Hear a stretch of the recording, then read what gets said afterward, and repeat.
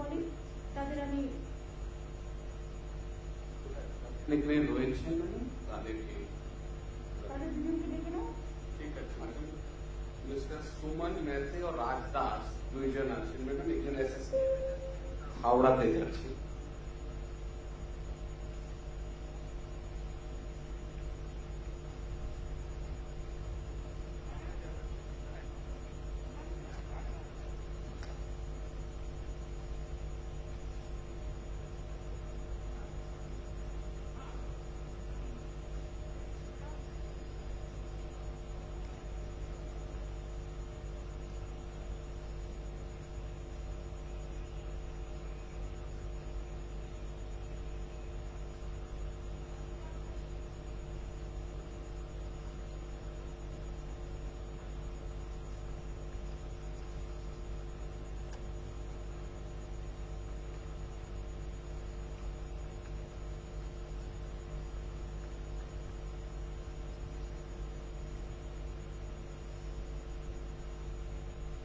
আমরা আজকে নতুন কৃষক বন্ধু যে প্রতিশ্রুতি দিয়েছিলাম নির্বাচনের সময় তৃণমূল কংগ্রেসের পক্ষ থেকে, কারণ তৃণমূল কংগ্রেসের সরকারই আজকে সরকার গঠন করেছে, তাই সেই প্রস্তাব সরকার অনুমোদিত করে এবং ক্যাবিনেটে পাস হয় এবং ক্যাবিনেটে পাস হওয়ার পরে এটা আইনে পরিণত হচ্ছে এবং প্রতিশ্রুতি পূরণ অনুযায়ী আমরা কৃষকদের পাশে থাকার অঙ্গীকার নিয়ে আমরা আজকে সেই কৃষকদের বলেছিলাম যে যারা 5,000 টাকা করে পান একর প্রতি জমি তারা 10,000 টাকা করে পাবেন, আর যারা মিনিমাম পাবেন তারা 4,000 টাকা করে পাবেন। আপনারা জানেন আমাদের এখানে প্রায় 60 লক্ষ মানুষ কৃষক বন্ধু অধীনে আছেন এবং আগে তারা 5,000 টাকা পেতেন এবং মিনিমাম যারা পেতেন তারা 2,000 টাকা পেতেন। আমাদের স্কিমের মধ্যে কিন্তু ক্ষেত মজদুর বর্গাদার তারাও ইনভলভ আছে। আমাদের 1 একর জমিতে 10,000 টাকা পাবে দুবার বছরে, 10,000 টাকা 5,000 5,000 করে দুবার পাবে, কিন্তু ক্ষেত মজদুর এবং বর্গাদার যারাও আছে তাদের মধ্যে কিছুই নেই, 1 কাঠা জমি 2 কাঠা জমি, তাতেও কিন্তু মনে রাখবেন তারাও কিন্তু মিনিমাম 4,000 টাকা পাবেন। আগে 2,000 টাকা পেতে ডবল করে দেওয়া হয়েছে। আর কেন্দ্রীয় সরকারের যে পরিকল্পনা তাতে খুব কম লোক পায়, আমাদের পরিকল্পনায় প্রায় 60 লক্ষের উপর কৃষক পায় এবং কেন্দ্রীয় সরকারের পরিকল্পনায় 2 একর জমি থাকলে তবে পাবে, তা নাহলে পাবে না। আমাদের কিন্তু আমরা সবাইকে দিই। আর দ্বিতীয়ত হচ্ছে যে কেন্দ্রীয় সরকার টাকা সবাইকে দিচ্ছে না এবং কম দিচ্ছে এবং তাদের প্রজেক্টে কিন্তু ক্ষেত মজদুর বর্গাদার কেউ নেই, এটা মাথায় রাখবেন। সুতরাং এটা আমরা করছি, আজকে আমরা এটা লঞ্চ করছি। আমি কৃষক বন্ধুরা যারা এসছেন বিভিন্ন জেলায় আছেন তাদের হাতে ডিএমদের অনুরোধ করব, নতুন কৃষক বন্ধু লঞ্চ যেটা আমরা করছি 10,000 টাকার যে আমরা দিচ্ছি এবং মিনিমাম 4,000 টাকা তাদের টাকাটা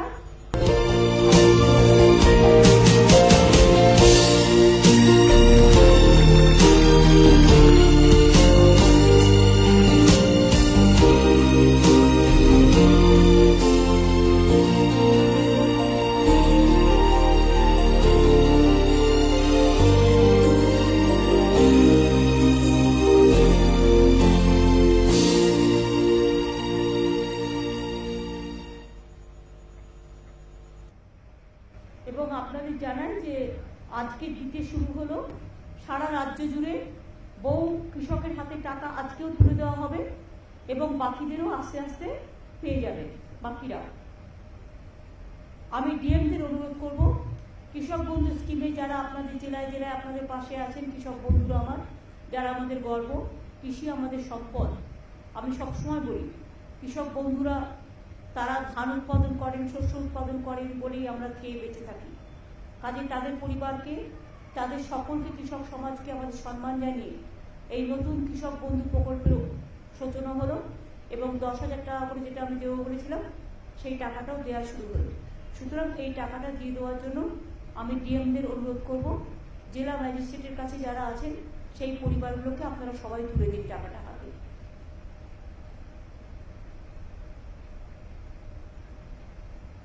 আমরা দেখতে পাচ্ছি, আপনারা টাকাটা তুলে দিন সবার হাতে।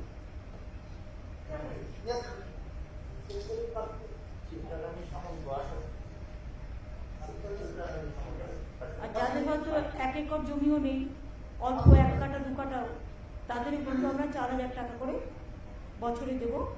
এবং আগে যারা 2,000 পেতেন তারা এখন টাকাটা ডবল হয়ে গেছে, 4,000 পাবে। এটা খুব বড় প্রজেক্ট, সারা ভারতবর্ষে বাংলায় প্রথম এই ধরনের একটা বৃহৎ স্কিম কৃষকদের জন্য করতে পেরে আমরা কৃতার্থ। এছাড়াও এই কৃষক বন্ধু স্কিমে কেউ মারা গেলে কৃষক 2 লাখ টাকা পর্যন্ত আমরা দিই। কৃষকদের জমিতে কোনো মিউটেশন ফিজ লাগে না। কৃষকদের শস্য বীমা প্রায় 400 কোটি টাকা আমরা খরচ করি। এছাড়াও কৃষকদের জমি যারা জলে ডুবে গেছে বা নানা রকম এতে অসুবিধে হয়েছে, তাদের জন্য কিন্তু মনে রাখবেন আমরা প্রায় এখানে যেমন এখনো পর্যন্ত আমরা প্রায় 62 লক্ষ কৃষক বর্গাদার ভাগ চাষিদের এই প্রকল্পে নিয়েছি এবং 4,500 কোটি টাকা সহায়তা ইতিমধ্যেই করেছি কৃষক বন্ধু। 28,000 কৃষক পরিবারকে ডেট বেনিফিট মানে 2 লক্ষ টাকা করে প্রায় 555 কোটি টাকা দেওয়া হয়েছে। কৃষকদের স্বার্থে নথিভুক্তকরণ প্রক্রিয়াকেও সরল করা হয়েছে। জমির উপযুক্ত নথি থাকলেই তবেই কৃষক বন্ধু প্রকল্পে আগে আবেদন করা যেত। এখন নিজে অ্যাফিডেভিট করে বলতে পারে আমার এই জমি আছে, আমাকে করে দিন, তাহলে কিন্তু করবে। এটা রাজ্য জুড়ে কৃষক উন্নয়নের আমাদের পদক্ষেপ। কৃষকদের ইনকাম 3 গুণেরও বেশি হয়ে গেছে, এখন হয়তো আরো বেশি হবে। দেশে অসংখ্য কৃষক মৃত্যুর ঘটনা ঘটছে, প্রায় 6 মাস ধরে আন্দোলন চলছে, কিন্তু বাংলা কিন্তু এক উজ্জ্বল ব্যতিক্রম। সবার ভারত সরকারের কৃষিকর্মণ অ্যাওয়ার্ড আমরা পেয়েছি। খাজনা মিউটেশন ফি মুকুব করা হয়েছে, কৃষক রত্ন সম্মান প্রদান করা হয়েছে, কৃষক বার্ধক্য ভাতার পরিমাণ 750 টাকা বাড়িয়ে 1,000 টাকা করা হয়েছে এবং উপভোক্তার সংখ্যা 66,000 থেকে বাড়িয়ে 1 লক্ষ করা হয়েছে। বাংলা শস্য বীমা প্রিমিয়ামের টাকা টোটাল আমরা দিই 700 কোটি টাকা আমরা দিই। গত খরিফ মৌসুমে 64 লক্ষ কৃষককে এই বীমার আওতায় আনা হয়েছিল। 9 বছরের প্রাকৃতিক দুর্যোগে ফসল নষ্ট হয়ে যাওয়ার কারণে ক্ষতিগ্রস্ত প্রায় 1,20 লক্ষ কৃষক পরিবারকে নতুন করে চাষ করবার জন্য আমরা 3,500 কোটি টাকার আর্থিক সহায়তা দিয়েছি।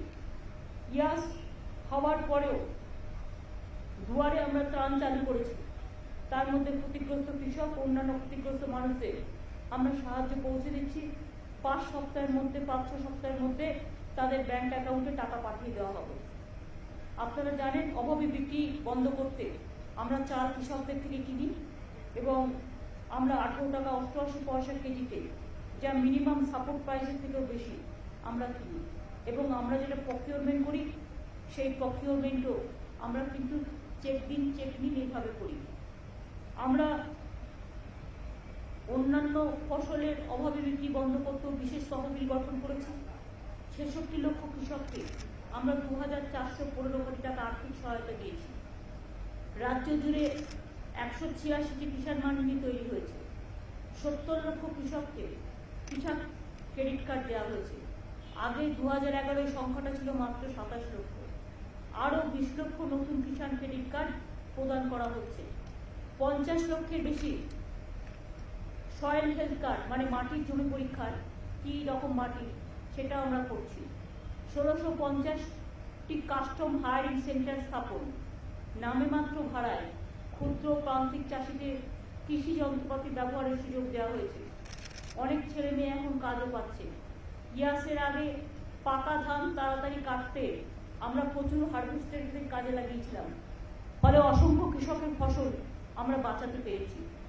এছাড়াও মনে রাখবেন রাজ্যের 6টি জেলায় বীরভূম, বাঁকুড়া, পুরুলিয়া, পশ্চিম বর্ধমান, ঝাড়গ্রাম, পশ্চিম মেদিনীপুর প্রায় 50,000 একর পতিত জমিকে কাজে লাগিয়ে পরিকল্পিতভাবে এগ্রিকালচার, হর্টিকালচার, মাছ চাষ, পশুপালন ইত্যাদি করার জন্য আমরা মাটির সৃষ্টি প্রকল্প চালু করেছি। ইতিমধ্যে 13,000-এর বেশি পতিত জমিতে কাজ শুরু হয়েছে। ইলেকট্রনিক ডেলিভারি সিস্টেম চালু করা হয়েছে, ডেলিভারি সার্ভিস সিস্টেম। বাড়িতে বসেই জমির পর্চা, মিউটেশন, কনভার্সনের মতো পরিষেবা আমরা অলরেডি দিচ্ছি। আর একটা হচ্ছে ইয়াসের সময় 24 পরগনা ও পূর্ব মেদিনীপুরে যেসব এলাকায় চাষের জমিতে নোনা জল ঢুকে গেছিল, সেখানকার 2 লক্ষ চাষিকে সল্ট টলারেন্ট অর্থাৎ নোনা স্বর্ণ ধানের বীজ ও অন্যান্য ইনপুটও দেওয়া হচ্ছে। আজ এরকম অনেক কৃষককে সেই কিট, প্রতি কিটে আছে 6 কেজি নোনা স্বর্ণ ধানের বীজ, মাইক্রো নিউট্রিয়েন্ট, বীজ শোধন করার কেমিক্যাল তুলে দেওয়া হচ্ছে। ডিএমরা তাদের কাছে যে চাষিরা গেছেন এই দুটো জেলার দক্ষিণ 24 পরগনা, উত্তর 24 পরগনা এবং মিদনাপুর পূর্বে নোনা জল ঢুকে গিয়ে ধানগুলো যে নষ্ট হয়ে গেছে, সেগুলো আমরা স্বর্ণ ধান করবার জন্য আমরা এখানে নতুন করে কিট আবিষ্কার করেছি এবং অনেক কৃষককে সেই কিট, নোনা স্বর্ণ কিট, প্রতি কিটে আছে 6 কেজি নোনা স্বর্ণ ধানের বীজ, বীজ শোধন করার কেমিক্যাল সহ অনেক কিছু, এবং চাষিদের সুবিধার জন্য যৌথ বীজতলাও করা হচ্ছে। সুতরাং আপনারা বুঝতেই পারছেন, আমরা বলেছিলাম স্বর্ণ ধান যেখানে জলা জমিতে প্রতি বছরই জমি ভেসে যায়, ধানগুলো পচে যায়, সেখানে আমরা নতুন ধান উৎপাদন করব, তাতে চাষিরাও বাঁচবে, তাতে আমাদের উৎপাদনও চলবে এবং তাতে প্রতি বছর যে ঝামেলাটা, বিশেষ করে বন্যা এবং জল জমা, তাতে চাষিরা বাঁচবে। এইসব কাজগুলো করা হয়েছে। আর আজকে একটা বই লঞ্চ করা হচ্ছে, প্রতিশ্রুতি পূরণ, কৃষক বন্ধু নতুন। এটা আমি সৌম্যকে বলবো যে সব প্রেসকে, ওঙ্কার সব প্রেসকে দিয়ে দেবে, আপনারা এটার থেকে ডিটেলস পেয়ে যাবেন।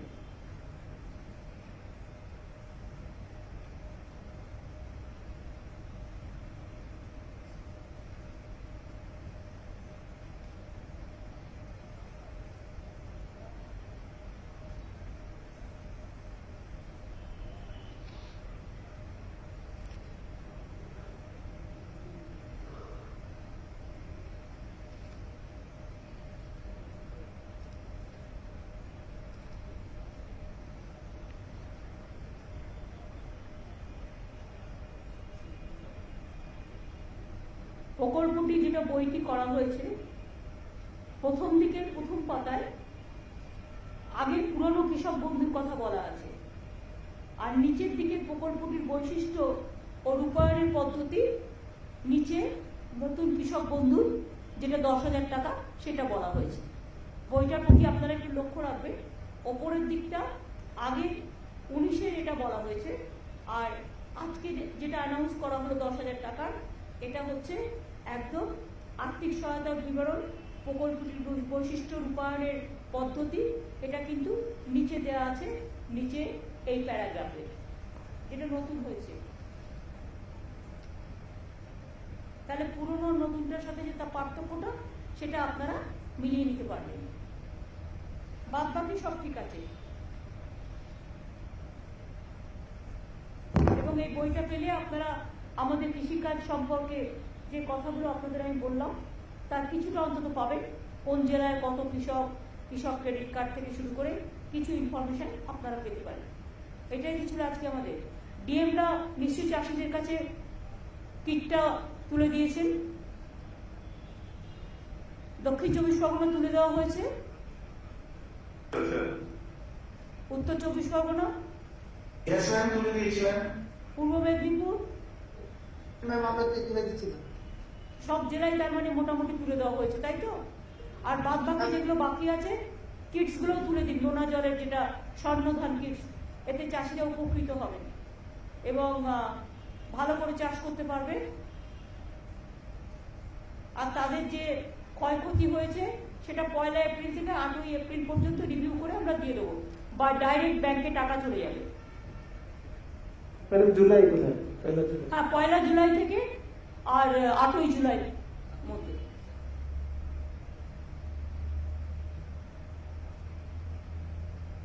আর তারপরে আবার দুয়ারে টার্ন তো 18 তারিখ পর্যন্ত করা আছে, 18 তারিখের পরে রিভিউ হবে এবং 1 তারিখ থেকে 8 জুলাইয়ের মধ্যে টাকাগুলো ব্যাংকে পৌঁছে যাবে। তারপরে আমরা দুয়ারে সরকার যেটা করেছিলাম গত বছর, আবার আগস্ট সেপ্টেম্বরে আমরা করব, আবার নভেম্বর ডিসেম্বরে করব। তখন যদি কেউ বাদ থাকেন কৃষক বন্ধু স্কিমে বা কোনো স্কিমে, তখন আপনারা সেখানে আপনার রেশন কার্ড নেই বা কিছু, আপনারা সেখানে নাম লেখাতে পারেন। এই পর্যন্ত আজকে ছিল, আর তো কিছু নেই। প্রেসের কিছু বলার থাকলে এই ব্যাপারে জিজ্ঞেস করতে পারেন।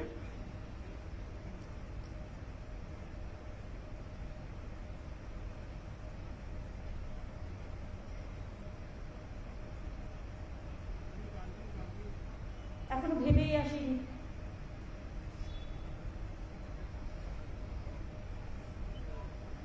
তাহলে আমি আশা করছি এই সাবজেক্টে আপনাদের কারো কিছু জিজ্ঞেস করার নেই। দিদি, হ্যাঁ, আপনি ইতিমধ্যে রাজ্যে বর্ষা ঢুকে গেছে এবং কদিন আগেই ঘূর্ণিঝড় ফলে কিন্তু অনেক ক্ষতি হয়ে গেছে। সেন্ট্রাল থেকে টিম এসেছিল, ঘুরে গেছে। আমফানের সময় আমরা দেখেছিলাম এসেছিল, ঘুরে গেছে। এখনো পর্যন্ত এই যে লাস্ট যে ঝড়টা হলো ইয়াস, তার জন্য কোনো ক্ষতিপূরণের কথা সেন্ট্রাল থেকে জানিয়েছে? না।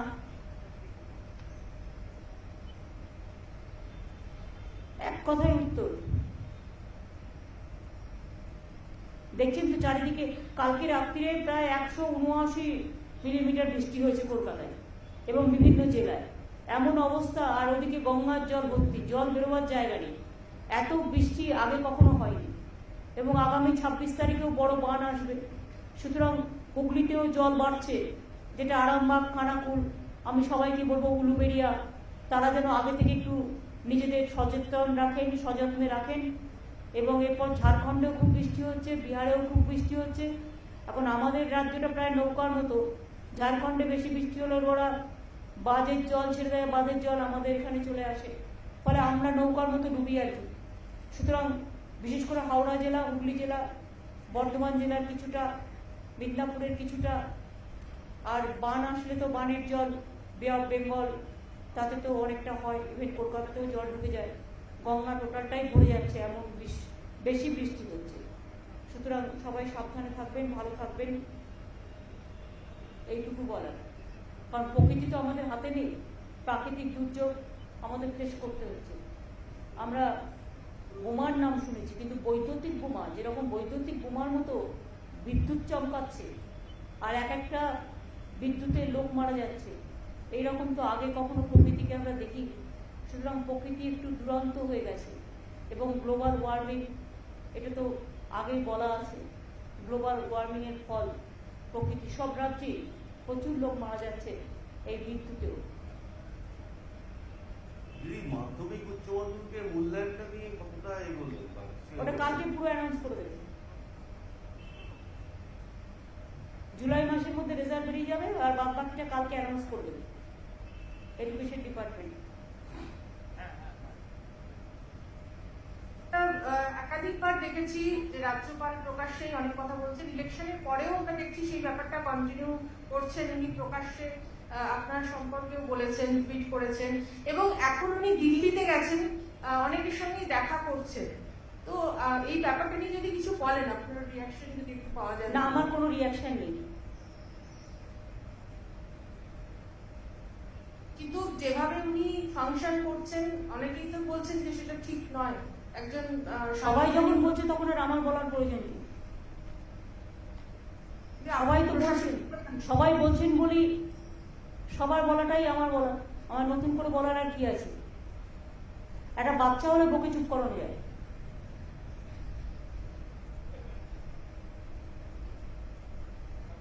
উনি তো বিজেপির এমএলএদের নিয়েও রাজভবনে বৈঠক করেছেন কিছুদিন আগে। কেন আমার মুখ খোলাচ্ছেন?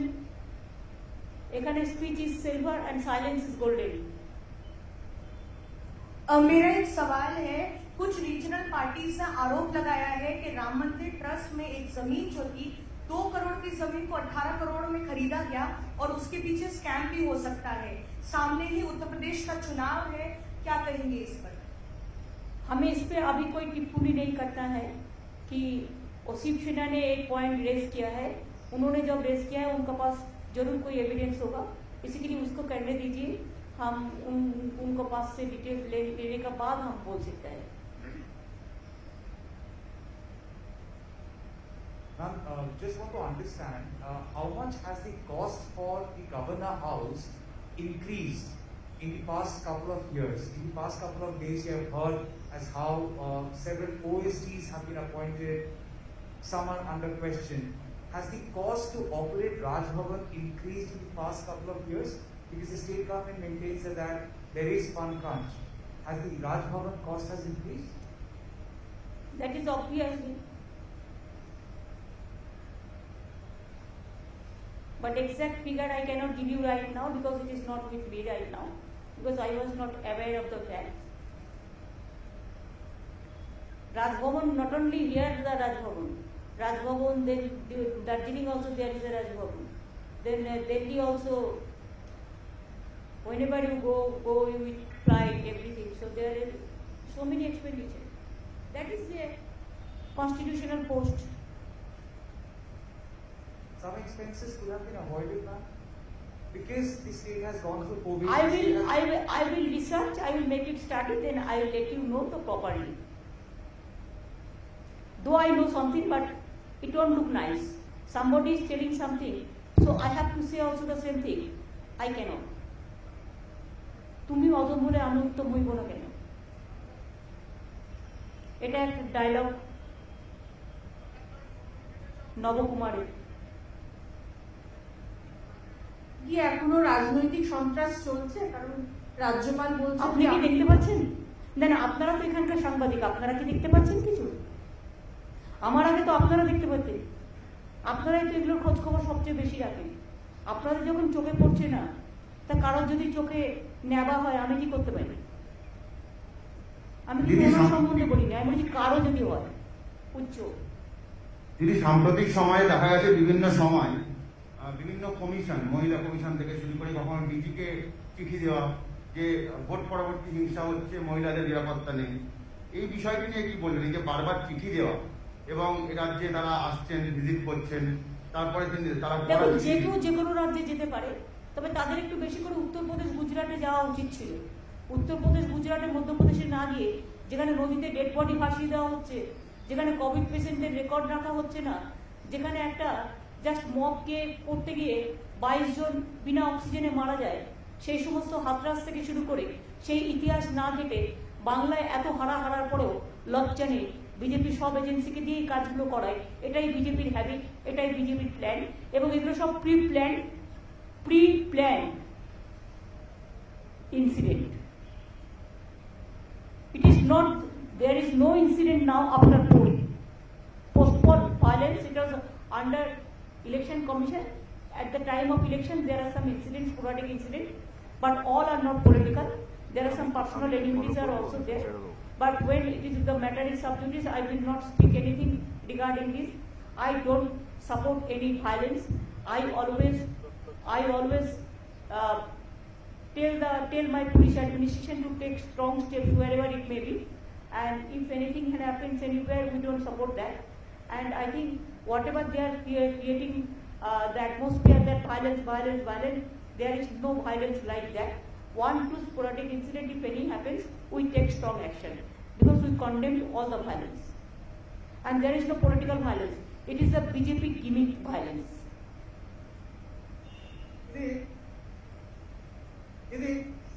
আবার কি বলছি, বিশেষ এক রাজনৈতিক দল উত্তরবঙ্গে যেমন কেন্দ্রশাসিত অঞ্চলে একটা অরাজকতা করার চেষ্টা করছে, তেমনি জঙ্গলমহলেও মাওবাদীদের কার্যকলাপ বাড়ানোর জন্য একটা ষড়যন্ত্র চলছে।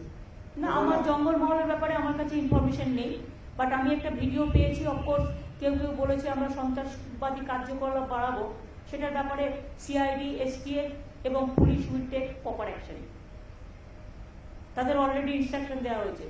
বাংলা ভাগ যে করতে আসবে না, সে বুঝবে যে বাংলার একতাটা কত জোরদার, কত শক্তিশালী। বঙ্গভঙ্গ আর করতে আমরা কোনো দিনও দেব না। বাংলাটা আমাদের সবার গর্বের, আমাদের সভ্যতার, আমাদের শিক্ষার, আমাদের সংস্কৃতি, সবকিছু। আর যারা বঙ্গভঙ্গ নিয়ে খেলতে আসবে, কেন্দ্রশাসিত অঞ্চল মানে কি জলপাইগুড়িটা বিক্রি করে দেবে, না আলিপুরদুয়ারের জমিগুলো বিক্রি করবে, নাকি শিলিগুড়ির জমিগুলো বিক্রি করবে, নাকি এগুলো বিক্রি করে চায়না করে খেলবে? মুখে চায়নার কথা বলবে আর অন্যদিকে চায়নার হাত শক্তিশালী করবে, কোনটা? আগে এটার হিসেব দিতে হবে, উত্তর দিতে হবে। আমরা তো সামনে রেখেছি, আমাদের এখানে তো কোনো গন্ডগোল নেই। কোথাও কোনো ঘটনা ঘটলে আমাদের পুলিশ সঙ্গে সঙ্গে তাকে ধরে ফেলবে। দিল্লির পুলিশের থেকেও আমাদের পুলিশ অনেক ভালো কাজ করে।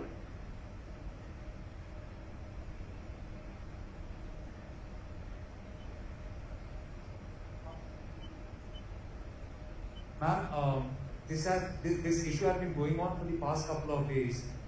The way the central government had tried acting tough on Twitter and other social media sites, how do you see this, ma'am? Twitter has been, asked to follow. Very unfortunate. This is very unfortunate. They cannot control Twitter. That's why they want to bulldoze Twitter. They cannot control me, so they want to bulldoze my government. They want to bulldoze my party. They cannot control some journalists, so they want to kill them. So that is their phenomena. And one day there will be an end. There will be an end of everything. I condemn this. আমি আপনাদের কাছে বলি, আমাকে chief secretary জানালেন যে আমরা যে announcement করলাম 10,000 টাকা করে আজ থেকে দেওয়া হবে, ইতিমধ্যে আজকেই 9,78,531 জন কৃষক বন্ধু ফার্মার্স 22টা ডিস্ট্রিক্টে 290 কোটি টাকা রিলিজ করা হয়েছে direct bank transparent bank DBT সিস্টেমের মধ্যে দিয়ে। ইতিমধ্যেই দেখুন অ্যানাউন্স করার সাথে সাথে লঞ্চ করার সাথে সাথে 9,78,531 জন কৃষক বন্ধু ফার্মার্স অফ অল 22 ডিস্ট্রিক্ট 290 কোটি টাকা আজকেই রিলিজ করা হয়েছে ডিবিটির মাধ্যমে। কনগ্রাচুলেশন। বাদ বাকিগুলো দিয়ে দিতে হবে।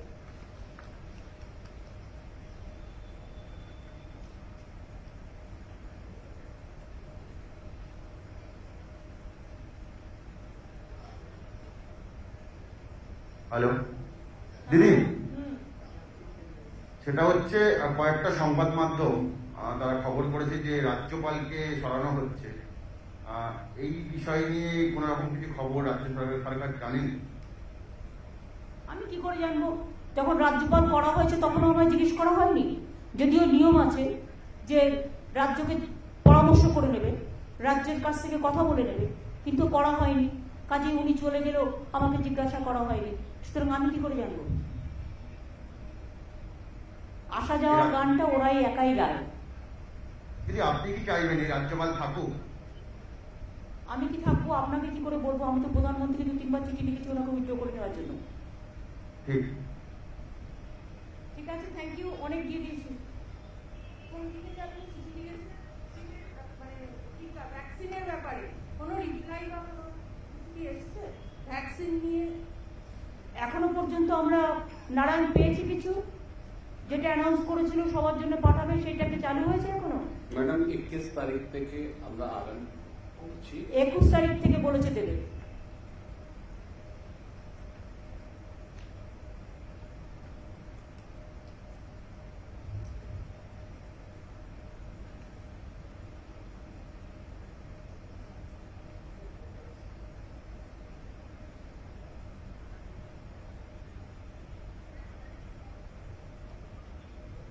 না দিদি, রাজ্যপাল কেন্দ্রীয় কয়লা মন্ত্রীর কাছে গেল, আজকে সকালে রাষ্ট্রপতি দুয়ারে দুয়ারে ঘুরে বেড়াচ্ছেন। তো মাননীয় রাজ্যপালের যদি কয়লার কোনো কাজ থাকে তো উনি যেতেই পারেন কয়লা মন্ত্রীর কাছে। এটা আমি কি করব? সেটা ওনার ব্যক্তিগত ব্যাপার।